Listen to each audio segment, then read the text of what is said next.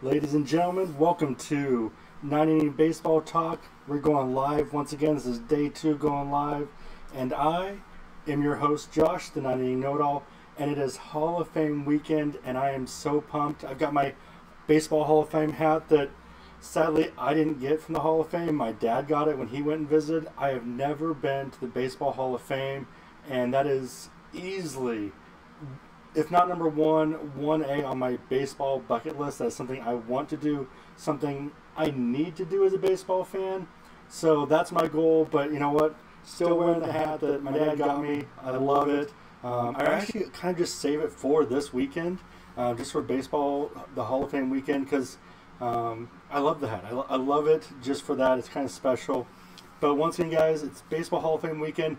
Tomorrow, 4 amazing players, actually, you know what, 6 amazing players get into the Hall of Fame. We got Vladimir Guerrero, who was one of the most exciting players in all of baseball. Not only could he hit and hit any pitch, it didn't matter if it was above his head, off the ground, he could hit it, and he could hit it a long ways. But his defense was also exciting. I loved watching him throw the ball from right field. I loved it. You know, that's why I love guys like Ichiro, Jay Buhner. Granted, those both Mariners guys who I had to see firsthand. But that strong arm, that pinpoint accuracy from the fence even, is so much fun to watch. Also joining him is Trevor Hoffman, one of the best closers in the game. Now, first of all, I still think that Lee Smith should be in the Hall of Fame. I'm a big supporter of Lee Smith being in the Hall of Fame. If it does happen, it's going to be with the committee, not with the baseball writers. But you know what? That doesn't take away from Trevor Hoffman, who had a tremendous career. I am glad that he's in there. Got to meet him a couple years ago at spring training. Fun, relaxed guy, a lot of fun. I love the fact that he made the Hall of Fame. He deserves it. Good for him. Also joining him and Vlad is Jim Thome. Jim wasn't the greatest defender. I'm not going to say he was horrible, because I didn't watch him enough to really know what he was like defensively. But offensively, goodness gracious, that guy could hit the ball. It was just amazing. I love watching him on MLB when he comes on and just talks about his approach to hitting and different things that he looked for. He's smart. He's a smart baseball player, and I love listening to him talk. The 4th player who joined the Hall of Fame this weekend through the baseball writers voting is Chipper Jones. And Chipper is one of the best guys in all of baseball history. I mean, everything I see and read about him is just how awesome he is as an individual, how much fun he has, you know, just who he is in a positive light. And so I am glad that he made it.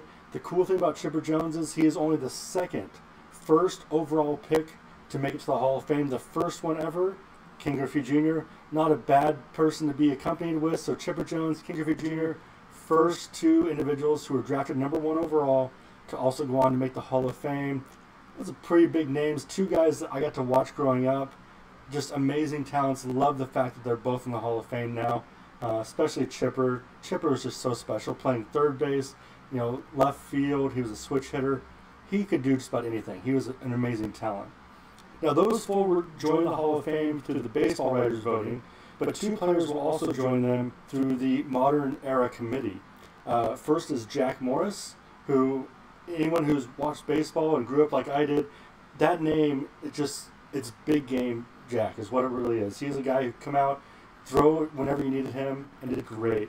The second one was actually his teammate Alan Trammel, who'll be joining the Hall of Fame as well, and he was a defensive stud at shortstop. You know, there's some guys that you look at, you know, Ozzie Smith and Omar Vizquel, but Alan Trammel was up there as well. He had the skills. He wasn't as flashy, but he could still get the job done, and he could do it as well as anyone else. So 6 great players who are going to the Hall of Fame. Now, I know a lot of people will argue that some players didn't deserve it. Some players did deserve it who aren't going in.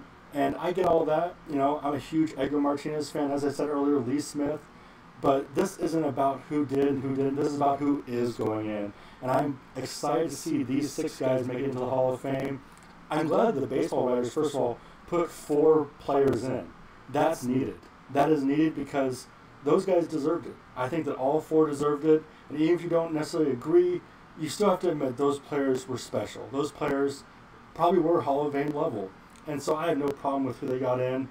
Now, some people are going to talk about PEDs and steroids. But once again, this isn't the weekend to talk about that, for me.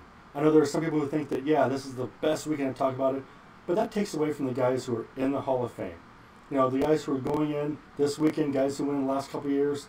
Right now, this is just about celebrating their careers. So I'm not going to talk about PEDs and my thoughts on all that stuff, or whether they should or shouldn't get in. I'm just here to celebrate the guys who are going in. Now, and I do want to talk a little bit about next year's ballot as well in just a minute, but once again, 6 great players, guys who I got to watch growing up, guys who I have baseball cards of. In fact, you know, behind me I got some of my cards, a lot more at my parents' house, because I just don't have room for them here yet. I mean, I've got all those guys' cards. All those guys, a few of those guys I've actually got to meet and get autographs from. I got to get Thome's autograph. First time I ever went to spring training in Arizona. Got to meet him really quickly. Trevor Hoffman. There's amazing guys. I'm glad to see them, man. But I do want to talk about next year's ballot a little bit, because next year's ballot, to me, is a big one. First of all, Edgar Martinez. I think Edgar should already be in the Hall of Fame. A lot of people out there, especially a lot of people who support 98 Know-It-All, you guys agree. We've talked about it. We've had discussions about it for the last 3-4 years. And so I think Edgar should get in, and I think he will get in. He was pretty close this year. He was on pace to get it at the very end. Didn't quite get the votes needed, but he was close enough where next year you can kind of look at it and go, yeah, Edgar Martinez is in. And that's great. I'm glad that he's going to get in. But also joining him on the ballot is Mariano Rivera, who is a surefire Hall of Famer. The guy was lights out, and, you know, hitters across the league had so much respect for him because he could do anything with the ball. He could get guys out, and that's what you have to do as a closer, and Mariano Rivera was the best.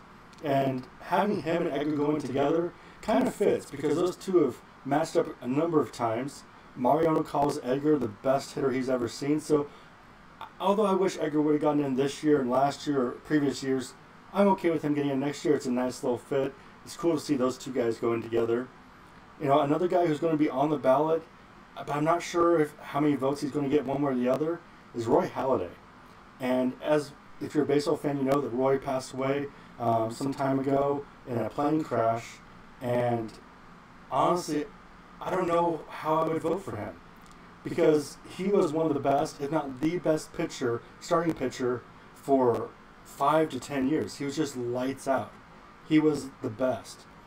But his career stats, maybe not looking like a full first ballot Hall of Famer, maybe not even a Hall of Famer at all. So I'm wondering if his death plays into it, wondering if he's going to get the votes he needs his first year, or just what he's going to get and what he's not going to get. So I'm kind of watching that one with a little bit of interest, because I'm not even sure myself how I would vote.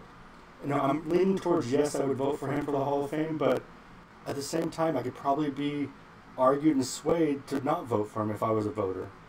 And then one other player I want to talk about that is one of my personal favorite players, but even though I think he could be a Hall of Famer, I'm not sure everyone else is going to think so. That's Michael Young. And Michael Young had some great seasons, and he jumped around from position to position to position, not because he couldn't handle it defensively. He won a Gold Glove at shortstop one year, but he moved around to help his team. He moved around to do whatever his team needed him to do. So I lean towards him being a Hall of Famer, but he really struggled at the end of his career. He really fell off the edge of the world, it seems like. So if someone told me, hey, he's not a Hall of Famer, I don't know that I could argue with them. But if someone said, yes, he is a Hall of Famer, I could agree with them as well. So, you know, got some guys next year that are kind of borderline. Got a few guys that should be clear fire, you know, Hall of Famers. Of course, you have the Clemens and the Bonds. And once again, I don't want to get into that a whole lot today. I've voiced my opinion in the past, and I'll probably talk about it when we get closer to voting. But it's going to be an interesting vote next year. I don't think there'll be 4 guys who get in via the baseball writers. I think we'll have guaranteed 2, maybe a third one, which isn't a bad year. Having 3 guys get in for the baseball writers, that's a decent number. I'm okay with that type of number, especially since the modern era committee can add another guy or 2 like that as well. So, so guys, that's my thoughts on the Baseball Hall of Fame weekend. I am so excited. You know, I don't get to watch it tomorrow because I'll be doing other baseball stuff, but you know what? Still love the weekend. Still a lot of fun. It's one of the special weekends in baseball. Now, I do want to remind you guys, you know, we're making a lot of changes tonight, you know it all. You know, doing more videos like this, trying to be live, trying to do more stuff on the website, more photographs, attend more games in the Northwest, and even across the West Coast.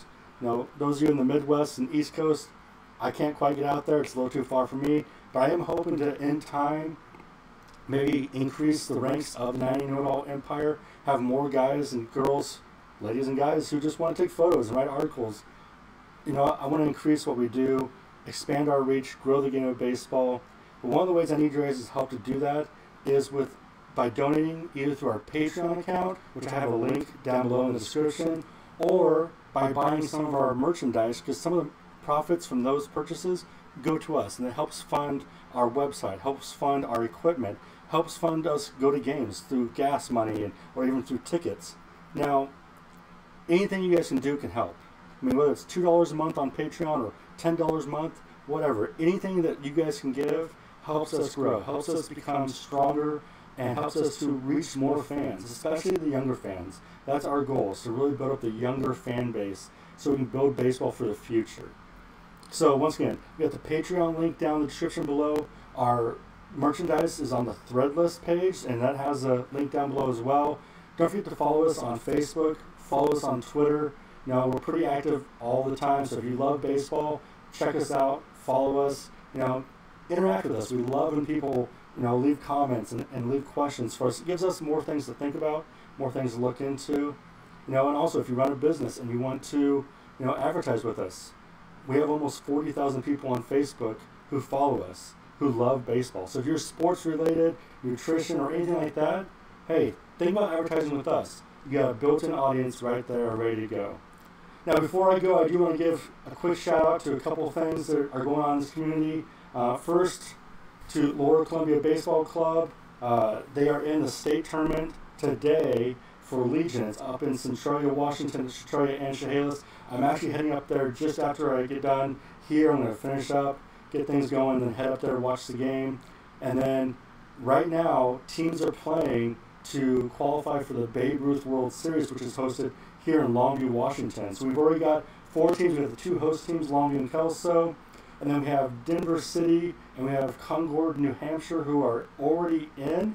And we have a few other teams that have a chance to qualify today to make the Babe Ruth World Series. So that actually starts in a week and a half, and I'm excited for that. I'll be doing a lot of videos about that, hopefully some interviews, a lot of photographs. So if you live in the Longview, Washington area or Southwest Washington, and you want to watch some cool, fun baseball, the Babe Ruth World Series, I think the dates are August 9th through the 16th.